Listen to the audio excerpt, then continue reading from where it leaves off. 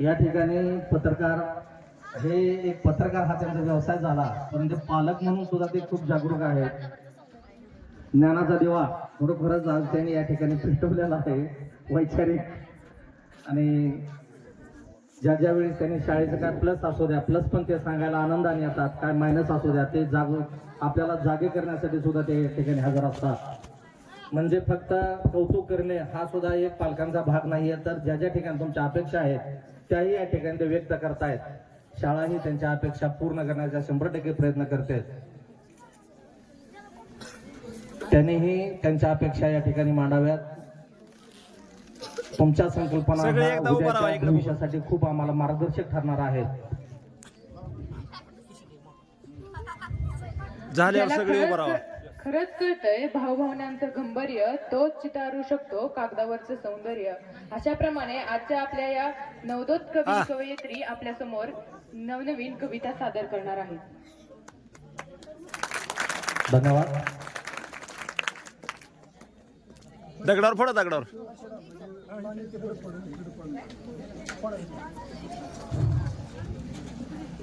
एक आदर्श पत्रकार ज्ञानदेवजी काकडे साहेब यांच्या शुभ हस्ते एक श्रीफळ वाढवून आपण अधिकृतरित्या या कार्यक्रमाचं पूजन केलेलं आहे आणि लगेचच आपण या ठिकाणी काव्य सुमनांमध्ये सगळे जरा भिजणार आहोत.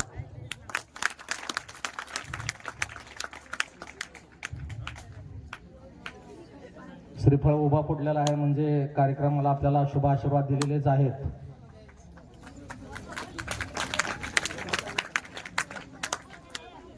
हा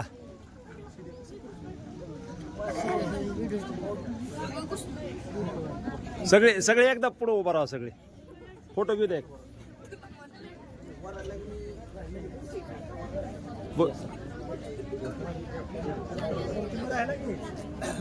भोसले सर कुठे गेले? अतिथींच्या आगमनाने उजळले भवन, दीपाच्या तेजातून येतील मंगल्याचे क्षण, वृद्धांच्या स्वरूपात व्हावे भावपूर्ण नमन, संस्कृतीचा सन्मान करूया, करूया दीप प्रज्वलन, करूया दीप प्रज्वलन. कवी म्हणजे एक शब्दाची ताकद असते. कवीमध्ये एक सामाजिक जागृती निर्माण करण्याची ताकद असते. निसर्ग आपण कवीमध्ये अनेक पाहतोय. एक वास्तववादी कवी आहेत, निसर्गवादी कवी आहेत. भारत आंबे यांची भाकरीचा अर्धा चंद्र, नारायण सुर्वे यांची कविता एक खूप सामाजिक वास्तवता आपल्याला सांगून जाते. त्याचबरोबर तो निर्जरा ती फुलराणी ही बालकवी यांची निसर्ग कविता आपल्याला आपल्या ह्या विश्वातून निसर्गात घेऊन जाते. म्हणजे कवीच्या शब्दात तलवारीपेक्षा सुद्धा जास्त ताकद असणारे एक साम्राज्य उभा करणारे ते महारथी असतात. तरी आदरणीय आजच्या या कार्यक्रमाचे अध्यक्ष श्री नागरे सर यांनी ते अध्यक्षस्थान स्वीकारून आपला नवोदित कवी यांचा या ठिकाणी जो कार्यक्रम आहे तो पुढील कार्यक्रम चालू करावा असं मी त्यांना विनंती करतोय. पण पुढच्या कवी संमेलना मात्र मोरे सरांच्या आपण एक 5-6 कविता तर या ठिकाणी ऐकवणार आहोत आणि त्यांनी ते आम्हाला ऐकवण्याची संधी द्यावी.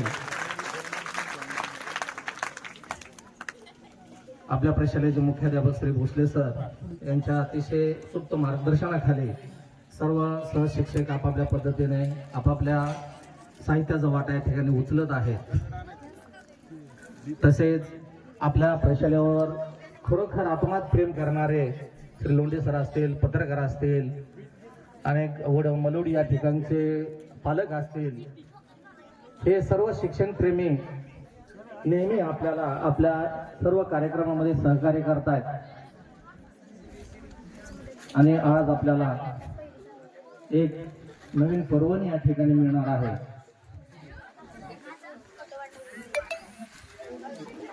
तुमच्यामध्ये तेवढी काल परवापर्यंत आपल्यामध्ये होते, आपले मार्गदर्शक होते. ते जरी आपल्या इथे नसतील तरी त्यांचा विचाराचा जो त्यांनी आपल्याला मार्ग दाखवलेला आहे त्या विचाराच्या मार्गाने आपण जाणार आहोत.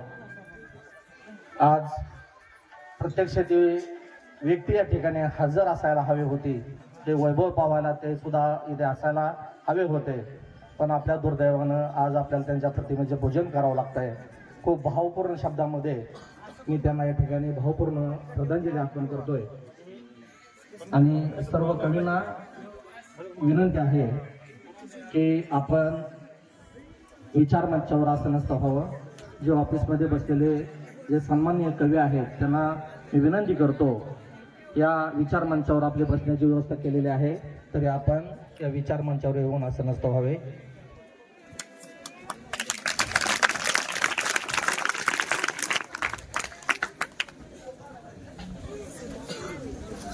जे उपस्थित मान्यवर आहेत, जे आपले आताचे कवी आहेत, आता आपल्याला त्यांच्या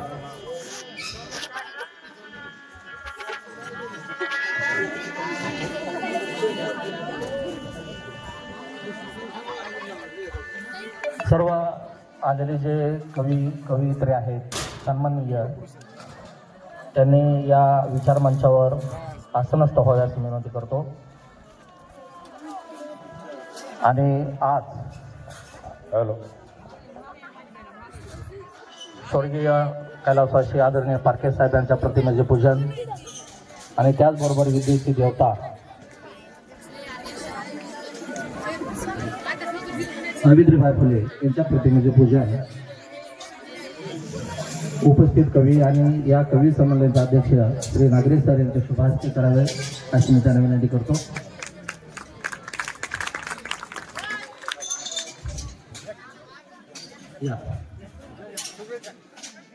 एवढे शब्दप्रभू या विचार मंचावर आहेत. एखाद्या सूर्याच्या समोर एका काजव्याने समजल्यासारखा हा प्रयत्न होतोय.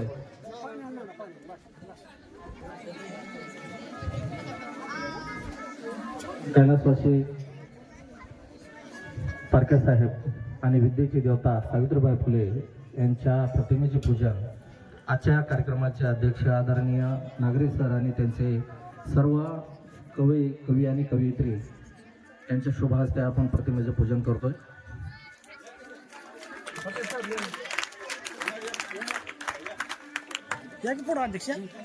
या पत्रकार अध्यक्ष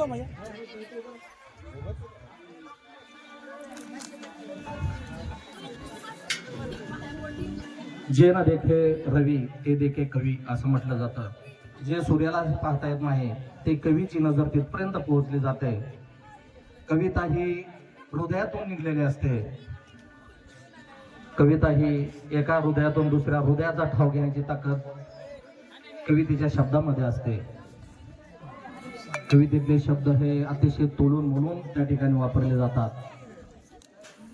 आज खरोखरच या ठिकाणी